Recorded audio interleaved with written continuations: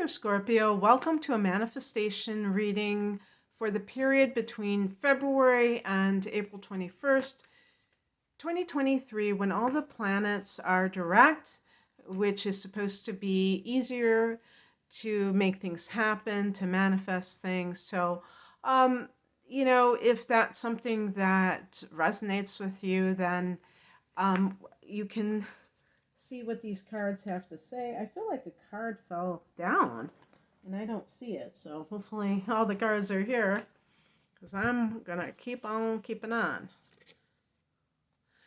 It's interesting. I'll explain something. I really feel like that card is like Scorpio, the Eight of Cups. Because what I've been saying in some of these other readings that have seemed almost like in some cases relationship readings for some of the people or the signs, is that manifestation can be so many different things. You can manifest leaving an addiction, leaving a bad relationship. It doesn't have to mean getting something, it can mean leaving something too. And being able to leave it in a way that feels very self-empowered, where you're not kind of walking away with your tail between your legs, but you really are standing tall and you feel like you did the right thing. That's always the ultimate way of doing that, because you feel that sense of, not being afraid. Oh, you know what's weird? I'm not supposed to put that card because this was supposed to be a different type of spread. But you know what? This is, part of, what is, and I'm going to keep it. So it's kind of interesting. So I'm going to speak on these other cards the way that they're supposed to be for my manifestation reading. And the central card is, what are you manifesting? The Eight of Cups can be leaving what no longer serves you. So the reason I see this as a Scorpio card is, first of all, you rule the 8th house, and this is number 8, and cups are water, and you're a water sign. But also because this is so scorpionic to me, where it's like you have to feel things. If you're not feeling what it is that you're doing, if you're not feeling a relationship, it's very hard for you to just kind of like stay there. You might, you're a fixed sign, you might stay in a marriage that's loveless for the children, or because you have a nice lifestyle, but it's still difficult to do that because you really are a passionate person, and being in this in-between state is really not your cup of tea. So this could be like the courage to leave a job that you feel is no longer serving you, or a relationship, any kind of situation. And the card that I'm picking up right now represents the catalyst that caused you to feel this way. The Knight of Pentacles is connected to the sign of Taurus, which is your opposite sign. Now in 2022 and now in 2023, we have had, we will have this year, but we had last year, eclipses in Taurus and Scorpio. So this might have been a catalyst because it, could have affected your 7th house of committed partnership, where something has come in that has allowed you to break free from a relationship, if only mentally or emotionally. Actually, the last one we had in Taurus was a lunar eclipse, and it was also forming in conjunction with Uranus, which was retrograding in that 7th house. So you may already be feeling like, for these committed relationships, like a sense of wanting more freedom and being able to do so, and the eclipses are catalysts for that.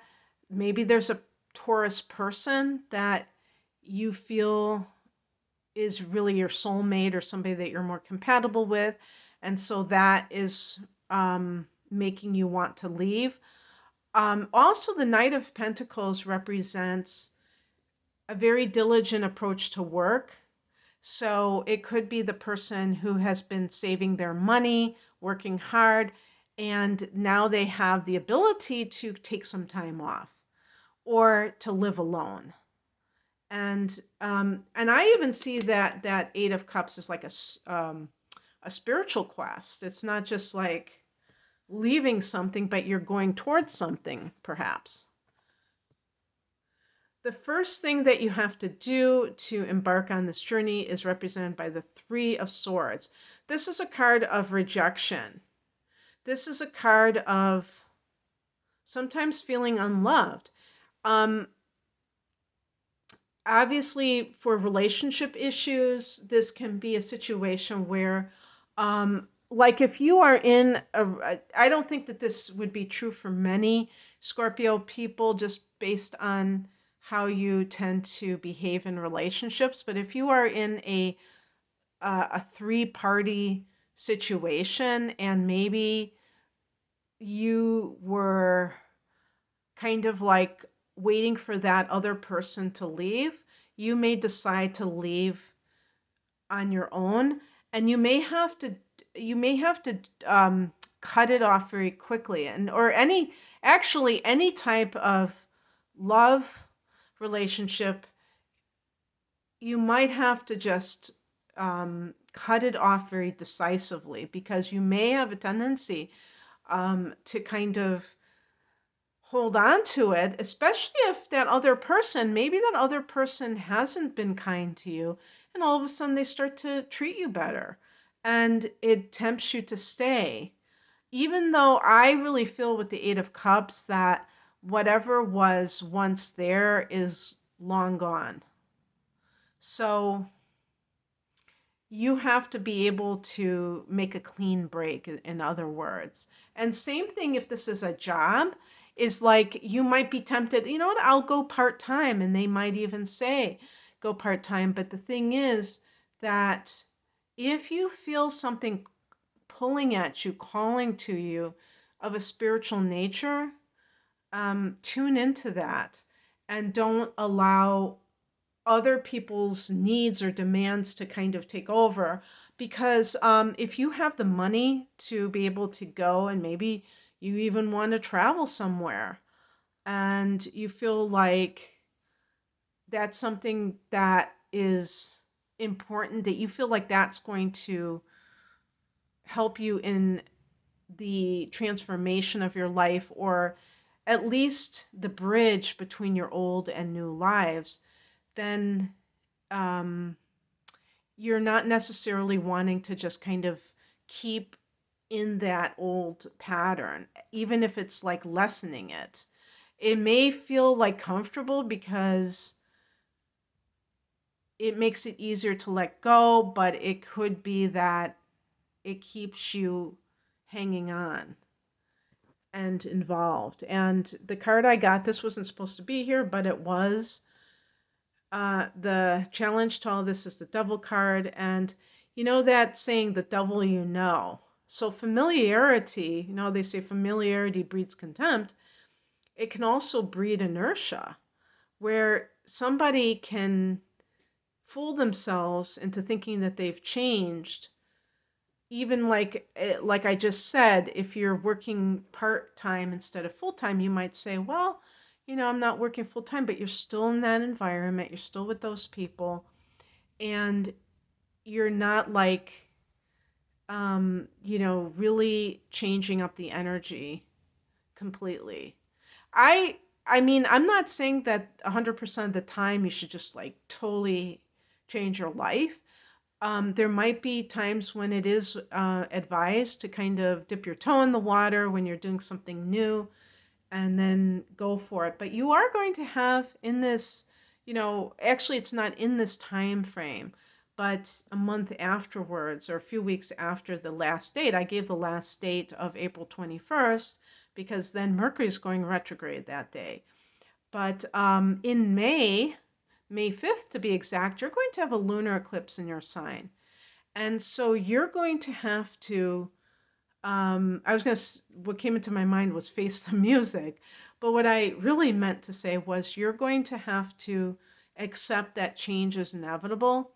And if you begin the process yourself and you have that attitude of like, yes, I do want to change things, then you will be more accepting of change when it comes rather than, white knuckling it, holding on, as if you have to, save yourself from this horrible change when in fact it could be the best thing that ever happened to you.